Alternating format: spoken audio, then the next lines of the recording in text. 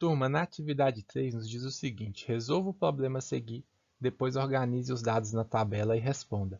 O problema diz o seguinte: no final do ano letivo de 2018, um professor de matemática fez o seguinte levantamento de 5 turmas do oitavo ano com 30 alunos em cada. 20% dos alunos ficaram em recuperação e o restante foram aprovados. Pessoal, no item A nos pergunta qual o total de alunos das 5 turmas do oitavo ano. Se são 5 turmas com 30 alunos, 5 vezes 30, 150 alunos ao total no oitavo ano. No item B, quantos alunos foram aprovados sem recuperação? Se 20% dos alunos ficaram de recuperação, nós podemos afirmar que 80 de 150, que é o total, foram aprovados sem recuperação. Calculando esse percentual, nós podemos utilizar a forma de fração, que é o seguinte: eu vou multiplicar 80% vezes 50 e eu vou transformar 80% em uma fração decimal, 80 sobre 100, 80 centésimos. A partir daí, eu reescrevo essa fração por uma fração equivalente. O que é isso, turma? Eu vou dividir o 80 por 20 e vou dividir o 100 por 20 também. É uma simplificação. Quando eu faço essa simplificação, eu vou obter a fração 4/5, que ela equivale a 80 sobre 100, e o nosso cálculo fica bem mais prático, porque na multiplicação de fração, eu multiplico o numerador com o numerador, 4 vezes 150, 600, e denominador com denominador, 5 vezes 1, 5. 600 dividido por 5, 120. É só você pensar, 60 dividido por 5 não é 12? E aí nós temos uma unidade a mais ali, 120. Ou seja, 120 alunos foram aprovados sem recuperação. Já no item C, nos pergunta quantos alunos ficaram em recuperação. Aí, turma, fica a seu critério. Por quê? Você pode calcular 20%, né, de 150 e fazer o mesmo processo. Eu vou simplificar 20 e vou simplificar 100, todos dois por 20. 20 dividido por 20 é 1. 100 dividido por 20 é 5. 1/5 vezes 150 sobre 1. 1 vezes 150. 1 vezes 150, 150. 5 vezes 1, 5. 150 dividido por 5, 30 alunos. Eu poderia fazer desse método ou simplesmente, pessoal, pensar que era 150 menos 120, que resultaria em 30. Ambas as estratégias estão ótimas, desde que você compreenda e faça a conexão do que, né, você está aprendendo com o que está sendo proposto, está ótimo, beleza? Sem uma regra para a resposta ter que ser de uma determinada maneira. Já no item D, nos pede para organizar os dados na tabela e complete os gráficos com títulos e rótulos. No gráfico de setor de pizza, coloque os rótulos em porcentagem e no gráfico de colunas, coloque o número de alunos de acordo com a legenda. Pessoal, olha só, eu tenho uma tabela que ele pede para que nós organizemos os dados que nós encontramos. Exemplo, o percentual referente aos alunos aprovados foi 80%, o número de alunos de recuperação foi 30 alunos e o número de aprovados foi 120. Com esses dados, ele quer que nós completemos os gráficos colocando o título, por exemplo, resultado de matemática, né, do oitavo ano de 2018.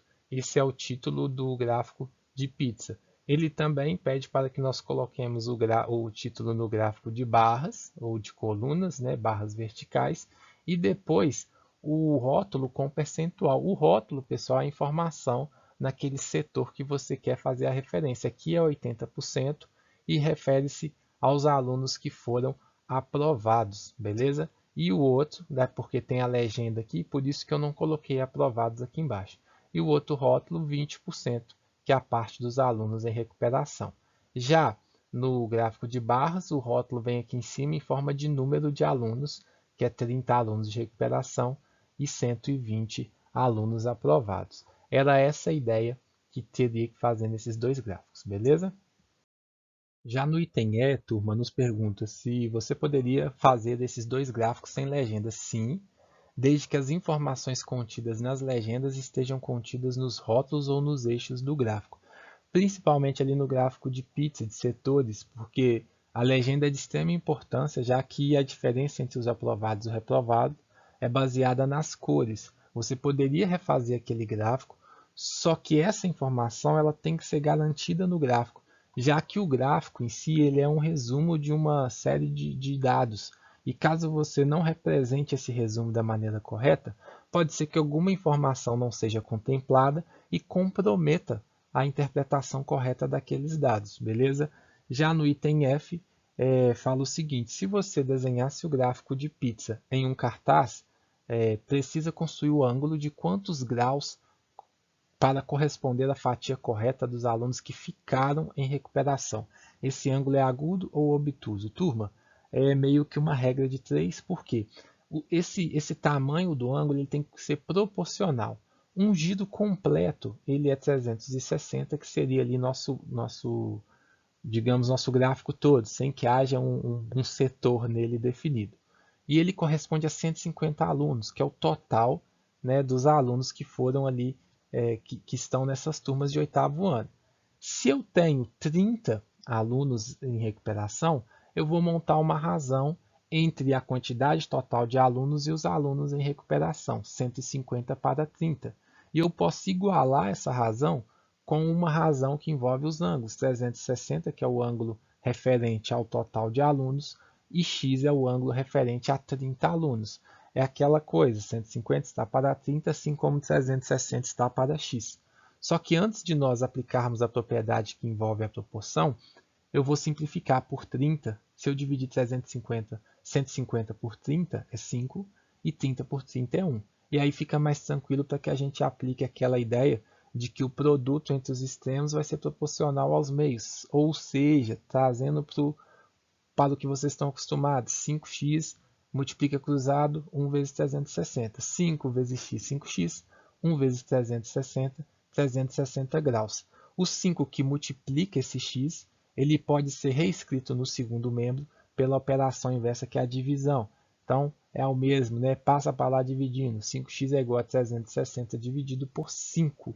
360 dividido por 5 é igual a 72 graus. O ângulo que representará os alunos que ficaram de recuperação, ele deve ser de 72 graus e ele precisa ser montado ali com o transferidor para que garanta a proporção. Por quê, turma? Imagine que você tenha uma parcela de 75 alunos, que é a metade. Aí você faz um ângulo que não corresponde à metade do gráfico. Não fará sentido e não estará na escala correta. É por isso que você deve garantir o tamanho do ângulo correspondente e proporcional ao tamanho total. O ângulo vai ser um ângulo agudo, beleza, pessoal? Já no item G, fala o seguinte: atualmente existem vários softwares que auxiliam em cálculos de... Vamos voltar. Atualmente existem vários softwares que auxiliam em cálculos diversos e na construção de gráficos.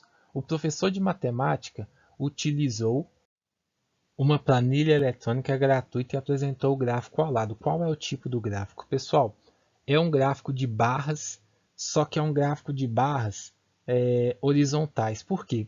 É comum que as pessoas façam a confusão entre o gráfico de barras e o gráfico de colunas. Na verdade, ambos são gráficos de barras, porém esse é um gráfico de barras horizontais e o gráfico de colunas é o que nós falamos que seria um gráfico de barras verticais, beleza? Ambos são gráficos de barras, um horizontal, outro vertical, mas até mesmo para não causar confusão, o que está na horizontal é o que é chamado de gráfico de barras, o da vertical é chamado de gráfico de colunas. Ele colocou aqui recuperação, aprovados, 20%, né, que é o percentual como rótulo, 30 alunos, o valor numérico, 80%, o valor aqui também em percentual, e 120 o valor numérico, e representou todos os gráficos, todos os dados que ele havia calculado anteriormente. No final, nós temos que completar essas lacunas aqui da afirmação.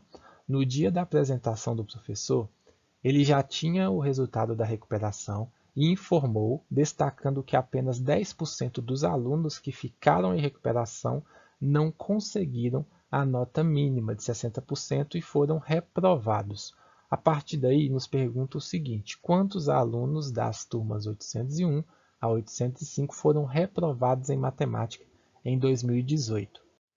Considerando, pessoal, que são 30 alunos em recuperação, precisamos calcular 10% dos 30 alunos.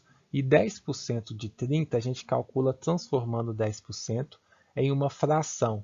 decimal, né? No caso 10 centésimos ou 10 sobre 100, vezes 30. Podemos simplificar, dividir o 10 por 10, o 100 por 10 e ficar 1/10, vezes 30 sobre 1. 1 vezes 30, 30. 10 vezes 1, 10. 30 dividido por 10, 3. Significa que 3 alunos, né, não foram aprovados. E 3 alunos corresponde a tantos por cento do total de 150 alunos das 5 turmas. Aí nos pede para calcular o percentual pelo qual 3 alunos se refere. Exemplo, eu vou fazer por regra de 3 de novo para manter o padrão. 150 é o total de alunos, está numa razão ali para o total de alunos que foram reprovados, que é 3.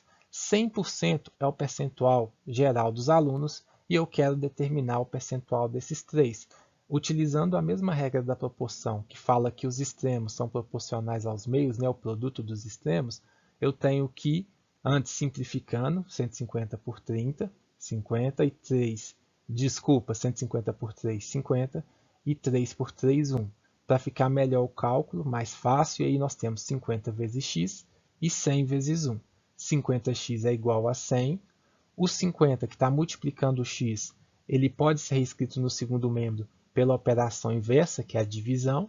Fica x igual a 100 dividido por 50. X vai ser igual a 2. O 2, como ele estava aqui na razão referente ao percentual, ele representa 2%. Significa que apenas 2% dos alunos foram reprovados. Dos 150, 3 alunos apenas foram reprovados. Beleza? Desculpa os barulhos aí, turma, que apareceram no meio do vídeo, mas espero ter ajudado. Um abraço e até a próxima.